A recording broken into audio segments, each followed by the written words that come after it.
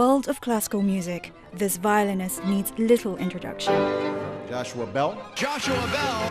He's won multiple awards, including the Grammys, received the Avery Fisher Prize, and was inducted in the Hollywood Bowl Hall of Fame, among a mantle of accolades.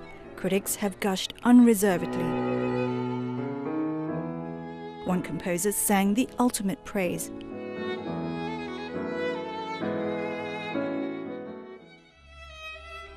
A child prodigy, Joshua Bell racked up an impressive list of achievements, and all before he became an adult. Violin lessons from the age of 4, youngest soloist at 14, Carnegie Hall 17, and his first recording at 18. But still, hundreds of concerts later, he would be the first to admit he still gets nervous before a performance. Yes, always. In fact, when I was starting the violin at age 4, I was performing already with orchestras when I was 6 and 7 years old, and I was never nervous then. Now I'm getting more nervous as I get older. Why is that, sir? Well, I think there's more at stake. I know I'm more perfectionist now. I know what I want to achieve. I like that feeling of excitement and nerves. It actually contributes to the performance. So it's the adrenaline, really. Adrenaline, and I think I'm sort of an adrenaline junkie. I love performing. I love that rush of adrenaline, and I get depressed if I don't perform for too long. Not really depressed, but I feel like I need to get back on stage.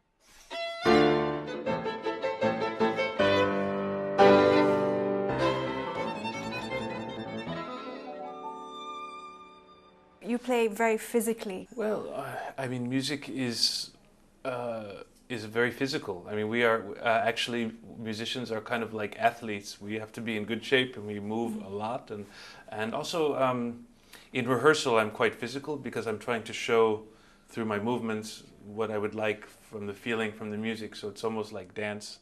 Music and dance are very, very tied together.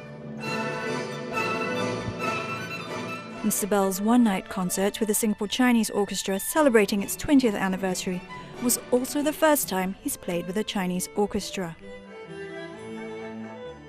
They are telling me it's the first time for sort of Western violinists to come play with them like this, so it's kind of interesting history making. I'm playing pieces that I know already, made for Western orchestras, but adapted for this Chinese instrument orchestra, and it's amazing the colors of sound that are so different.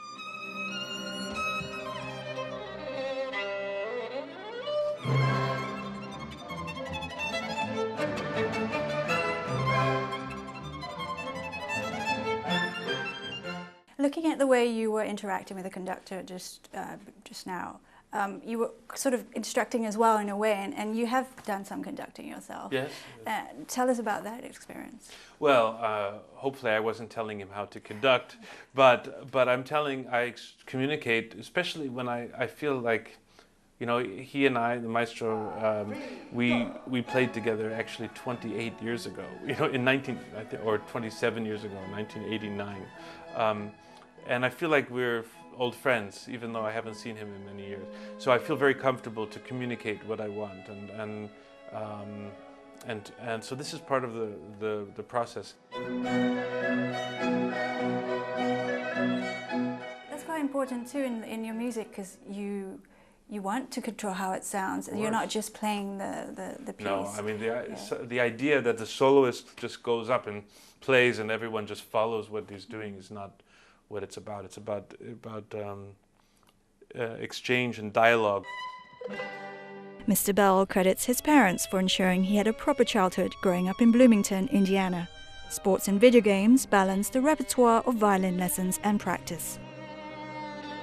That probably helped me prevent me from burning out. I think you see many child prodigies who play too much at an early age. Their parents are so involved and they go everywhere. They have no childhood, and then they reach the age of 20 and they think, why am I doing this? Is this because of me or is my parents? And they have an identity crisis, and then often they burn out and you never hear of them ever again. How do you keep your pieces fresh? And you never get bored, obviously, and you've played pieces thousands of times. The trick for the music to stay fresh is to always look inside the music for more, and there's always more to find.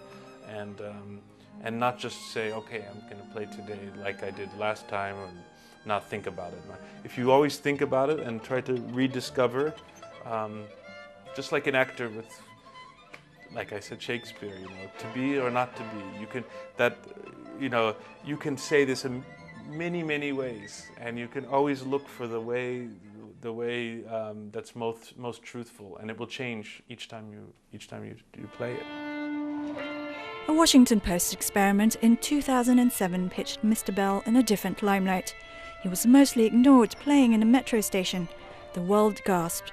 One of the best violinists alive, who plays to sell-out concerts, collecting just $32 for 43 minutes of brilliance.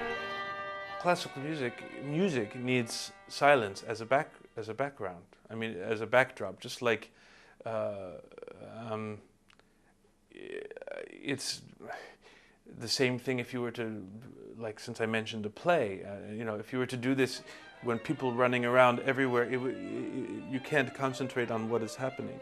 Music needs, also classical music particularly, needs the audience to be active with their mind because it's abstract.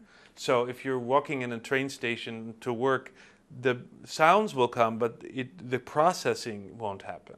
And so you need that processing by the audience while it's happening. And for that, you need context. So you reference acting a lot. Yeah, you've actually been in a few movies yourself and composed and composed as well for soundtracks. How does this add to you as a musician? Does it make you more rounded? I think everything in life helps you as a musician. The more you experience, the more you do, you can learn. I learned from other kinds of musicians. From playing with jazz musicians or bluegrass or country or music. I learned from actors.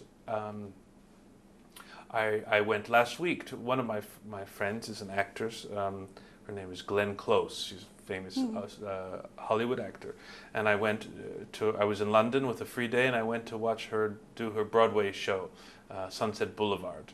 And such an incredible performance that the next day I played a concert, and I remembered her commitment to her role, and it totally affected the way I played. Is there anything now that you think you would like to achieve?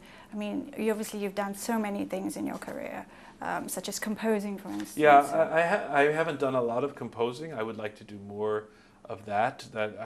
That's the most creative and challenging things I've done are composing, even the small things I've done. So, so for me, in the future, what's left of the future, I hope I have a long future of music still, composing, conducting. I think a life without great music, not just music to dance to or to listen in the background. Like, I think you're missing something if you don't have that as part of your life.